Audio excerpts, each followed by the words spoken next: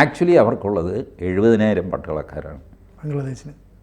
അതിൽ 40,000 ഫൈറ്റേഴ്സ്, ബാക്കി 30,000 ഈ ഡോക്ടേഴ്സ്, അതുപോലെ വേറെ സർവീസ് ഒരുപാടുണ്ടല്ലോ.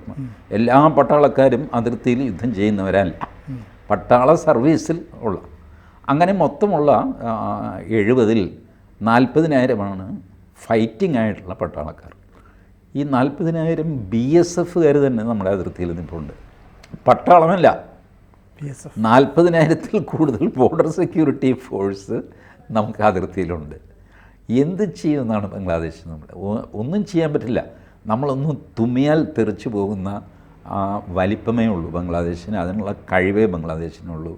വിമാനവാഹിനി കപ്പലുകളില്ല, മിസൈലില്ല, ഒന്നുമില്ല. കൂടുതൽ വാർത്തകളും വിശേഷങ്ങളും നിങ്ങളിലേക്ക് എത്താൻ ABC മലയാളം സബ്സ്ക്രൈബ് ചെയ്യുക, ബെൽ ബട്ടണും അമർത്തുക.